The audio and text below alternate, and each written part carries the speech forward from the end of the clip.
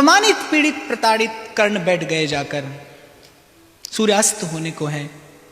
क्या इस भरतखंड में एक भी वीर नहीं जो द्रौपदी के योग्य हो, जो पांचाली के योग्य हो? महाराजा द्रुपद अब चिंतित हुए। एक ही तो था जिससे आशा बंधी थी, और वो थे अंगराज कर्ण। पांडवों का कुछ पता नहीं, उनकी कोई सूचना नहीं, कोई खबर नहीं कि वो जीवित भी हैं कि नहीं, तो उनसे तो आशा ही लगाना व्यर्थ है।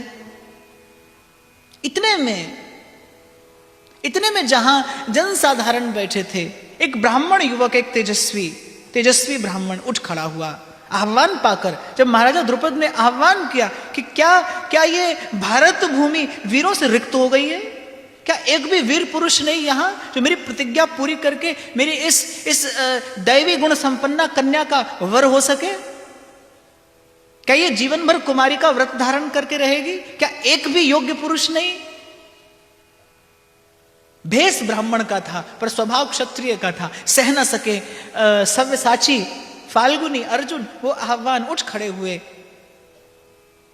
दर्शकों के प्रेक्षागृह में जहां सब जनसाधारण बैठकर इस प्रतियोगिता का, इस स्वयंवर का दर्शन कर रहे थे, उठ खड़े हुए। मैं भाग लेना चाहता हूं इस स्वयंवर में। क्षत्रिय राजा हंस पड़े कि क्षत्रिय इस धनुष को हिला न सके, भिक्षा के अन्न पर अपने जीवन का निर्वाह करने वाला ब्राह्मण यह प्रतिज्ञा पूरी करेगा? श्री कृष्ण बोल उठे। बड़ी प्यारी घटना घटी। श्री कृष्ण बोल उठे कि मनुष्य श्रेष्ठ जन्म से नहीं कर्म से होता है। यदि कोई क्षत्रिय विद्या अध्ययन करके वेद पाठ का अधिकारी हो सकता है, तो एक ब्राह्मण अभ्यास करके शस्त्र क्यों नहीं उठा सकता? द्रौपदी मंद मंद मुस्कुराती, तिरछे नेत्रों से श्री कृष्ण की ओर देखती है। अभी एक क्षण पहले जब अंगराज कर्ण आए थे, तब आपका यह सिद्धांत कहां था?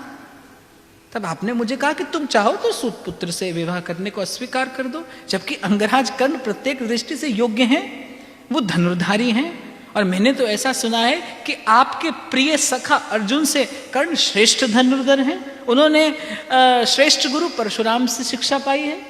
कि एक क्षण पहले आपका विचार कुछ था और एक क्षण पहले अब आपके मुख से ऐसा उपदेश सुनकर केशव मेरे मन में कुछ संशय है।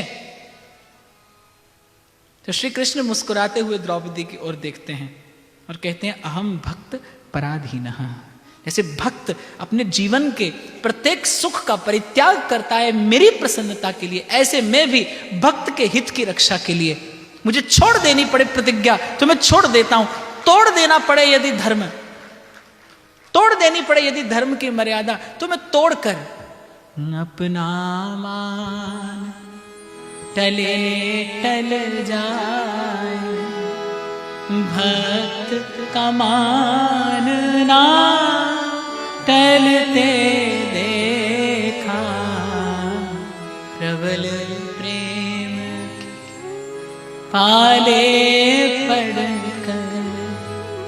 प्रभु को नियम बदलते देखा। आपको लगेगा भगवान भक्त से क्या क्या नहीं कराते, मुझे लगता है भक्त भगवान से क्या क्या नहीं कराता। अपना मान टले टल जाए। एक क्षण पहले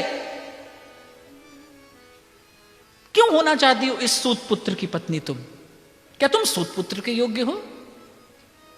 केशव, आप मुझे जन्म का स्मरण करा रहे थे अंगराज के, और बड़ी मेघ गंभीर वाणी में श्री कृष्ण भरी सभा के मध्य उठ खड़े हुए। जैसे ही उन क्षत्रिय राजाओं ने अट्टहास किया, अपमान करने का प्रयास किया उस वीर ब्राह्मण का, कि भिक्षा के अन्न पर निर्वाह करने वाला ब्राह्मण ये प्रतिज्ञा, ये दुर्धर्ष प्रतिज्ञा पूरी करेगा।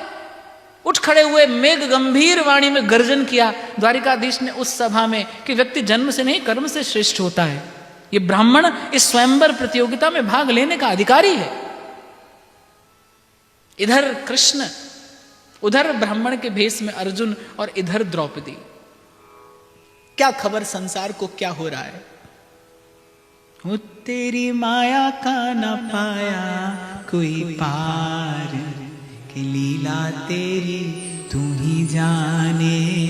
इसलिए मैंने आपको अभी कहा, बाप ईश्वर पर अंधविश्वास भी हो तो अंत में आप सफल हैं। आपको विजय पाने से कोई नहीं रोक सकता। एक बार ये अमूल्य संपत्ति ईश्वर के चरणों में निवेदन तो करिए।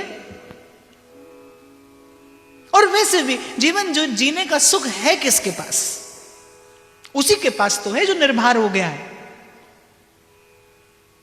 कितना भी सुंदर मार्ग क्यों ना हो, विचार करना, मार्ग कितना भी सुंदर क्यों ना हो और आपका गंतव्य भी पूर्ण सुखों से भरा क्यों ना हो, लेकिन आपके सिर पर भारी बोझ रखा हो तो आपकी यात्रा सुखद हो सकती है? नहीं हो सकती। कितना भी सुंदर मार्ग क्यों ना हो।